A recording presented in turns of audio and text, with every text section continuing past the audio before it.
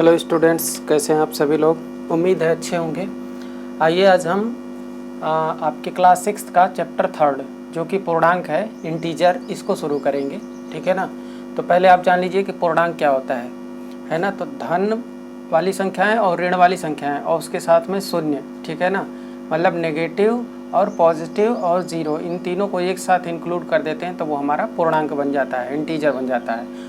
और इंटीजर दो तरह का होता है, पॉजिटिव इंटीजर और नेगेटिव इंटीजर। ठीक है ना। ऋण पूर्णांक और धन पूर्णांक। ऋण पूर्णांक नेगेटिव इंटीजर, ये क्या होगा, -1, -2, -3, ऐसे आप कितना भी लिखते जाइए इन्फिनाइट तक। और धन पूर्णांक क्या होता है, positive integer, +1 +2 +3 dot dot dot इस तरह से। या फिर आप अगर प्लस के साइन ना भी लगाएं तो जो हमारा नेचुरल नंबर होता है, प्राकृतिक संख्या है 1 2 3 4, ये भी हमारा क्या होता है, धन पूर्णांक में ही इंक्लूड होता है। ठीक है। अगला देखिए पॉइंट कि शून्य एक मात्र ऐसा पूर्णांक है जो न धन पूर्णांक है और न ही ऋण पूर्णांक है, न तो पॉजिटिव इंटीजर है और न ही नेगेटिव इंटीजर है। जीरो क्या है, न तो पॉजिटिव है और न ही नेगेटिव है, ये दोनों नहीं होता है। ठीक है ना। जीरो जीरो ही होता है। 0 1 2 3 अगर इस तरह से हम कोई संख्याएं लिख दें, मतलब जो हमारा नेचुरल नंबर होता है, प्राकृतिक संख्या, अगर उसको 0 से शुरू कर दें तो हमारा पूर्ण संख्याएं होती हैं। ये हम पहले आपको बता चुके हैं, एक बार मैंने फिर से आपको याद दिलाया। अगला देखिए 1 2 3 4 इस तरह से लिखा हो, उसमें 0 नहीं है तो ये हमारी प्राकृतिक संख्याएं होती हैं, नेचुरल नंबर होती हैं। ये होल नंबर होता है, पूर्ण संख्याएं, ये नेचुरल नंबर, प्राकृतिक संख्याएं। ठीक। अगला पॉइंट है संख्या रेखा पर पूर्णांकों का प्रदर्शन। संख्या रेखा है ना, जो नंबर लाइन होती है, इस तरह से एक एरो जैसी हॉरिजॉन्टल लाइन होती है, बीच में पॉइंट लगा देते हैं, वो 0 होता है। और इसके जो राइट साइड में है ना, जो हमारे दाहिनी तरफ होते हैं, वो सब धन पूर्णांक होते हैं या धनात्मक पूर्णांक होते हैं, पॉजिटिव इंटीजर होते हैं। +1 +2 है ना, यहाँ पे प्लस भी लगा सकते हैं, +1 +2 +3 डॉट डॉट डॉट ऐसे इन्फिनाइट तक होता रहेगा। और इसके जस्ट लेफ्ट साइड में यहाँ पे -1 -2 -3 इस तरह से ऋण पूर्णांक होता है। जो 0 है, इसके जस्ट दाहिनी तरफ जो संख्याएं होती हैं वो एक दूसरे से बड़ी होती जाती हैं, जैसे 1 से 2 बड़ा है, 2 से 3 बड़ा है। ठीक है ना, इस तरह से। और इसके अगर लेफ्ट साइड है तो सब छोटी होती जाएंगी, जैसे 3 से छोटा 2, 2 से छोटा 1, 1 से छोटा 0, 0 से छोटा -1, -1 से छोटा -2 है। ऐसा नहीं है कि ये 2 लिखा है तो आपको 2 मतलब 2 जो है ज़्यादा लग रहा है, ये 2 छोटा है, -3 और छोटा है, -4 और छोटा होगा। ठीक है ना। तो इधर को घटता हुआ डिक्रीजिंग ऑर्डर है, उधर का इंक्रीजिंग ऑर्डर है। ठीक है ना। ये नंबर लाइन पे होता है। 0 बीच में होता है बिल्कुल। ठीक है ना। 0 क्या होता है, न तो नेगेटिव होता है न ही पॉजिटिव होता है। अगला देखिए, प्रत्येक धन पूर्णांक के संगत एक ऋण पूर्णांक होता है और इन दोनों का योगफल 0 होता है। जैसे धन पूर्णांक अगर 4 है तो ऋण पूर्णांक क्या होगा, -4। ठीक है ना। अब ये 4 क्या है, प्लस है, धन पूर्णांक है। अब -4 क्या है, ऋण पूर्णांक है। जब इनको जोड़ेंगे तो क्या होगा, +4 और -4 क्या आ जाएगा, 0 है ना। तो यही चीज़ कहना चाहता है कि प्रत्येक धन पूर्णांक संगत एक ऋण पूर्णांक होता है और इन दोनों का योगफल 0 होता है। ठीक है।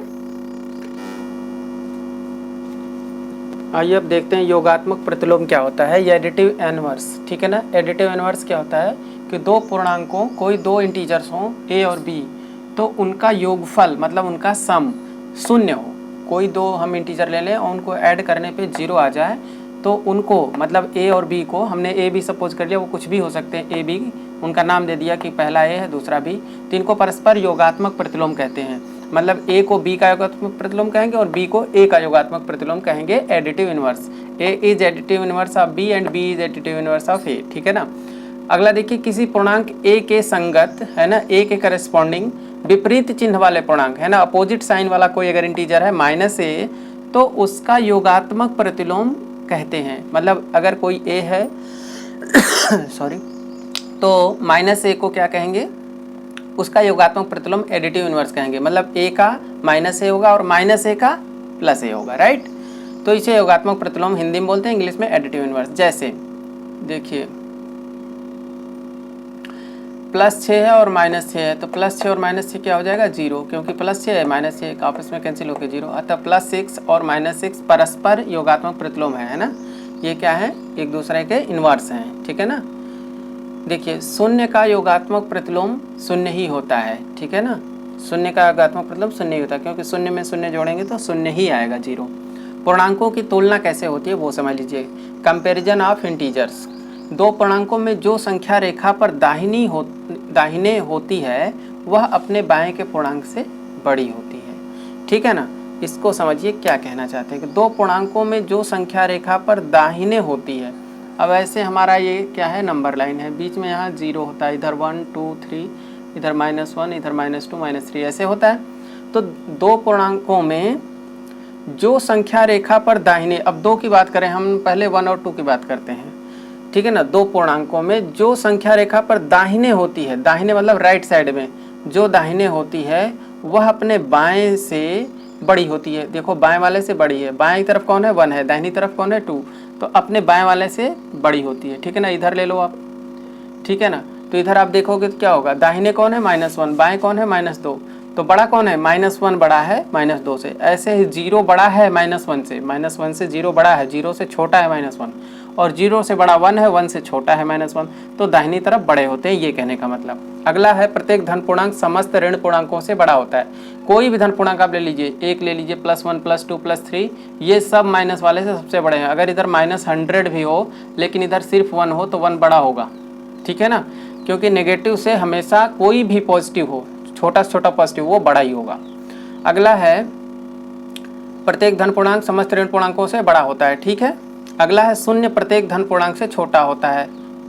शून्य प्रत्येक धन पूर्णांक से छोटा होता है। शून्य जो है ये प्रत्येक धन पूर्णांक से छोटा है, 1 से छोटा है, 2 से छोटा है, 3 से छोटा है, ये मतलब है। और शून्य प्रत्येक ऋण पूर्णांक से बड़ा होता है। 0 जो है ऋण पूर्णांक से बड़ा है, -1 से बड़ा 0 है, -2 से बड़ा 0 है, -3 से बड़ा 0 है, इनसे छोटा है 0 और इनसे बड़ा है, राइट। आपको समझ में आया होगा। आइए योगात्मक प्रतिलोम देखते हैं। अगला पॉइंट क्या है इसका, अगला है कि बड़े पूर्णांक का योगात्मक प्रतिलोम छोटे पूर्णांक के योगात्मक प्रतिलोम से छोटा होता है। बड़े पूर्णांक का योगात्मक प्रतिलोम, अब बड़ा पूर्णांक 5 है तो इसका योगात्मक प्रतिलोम क्या हो जाएगा, -5, क्योंकि ये 5 का मतलब +5 है, इसका -5 हो गया। और छोटे पूर्णांक का योगात्मक प्रतिलोम छोटा कौन सा है, 3 है, 3 का योगात्मक प्रतिलोम -3। तो यहाँ पे ये कह रहा है कि बड़े पूर्णांक का योगात्मक प्रतिलोम मतलब 5 का योगात्मक प्रतिलोम -5 है, वो छोटे वाले यानी 3 के योगात्मक प्रतिलोम से छोटा होता है। ये इसका -3 हो गया।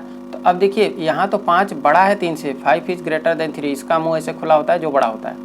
अब यहाँ पे कह रहा है -5, अब इधर का मुंह खुल गया तो इसका मतलब -3 बड़ा है, -5 छोटा हो गया है ना। अभी संख्या रेखा पे हमने बताया थोड़ी देर पहले आपको कि माइनस में जो संख्याएँ हैं वो बाईं तरफ की हमेशा दाहिने वाले से छोटी होंगी, ठीक है ना।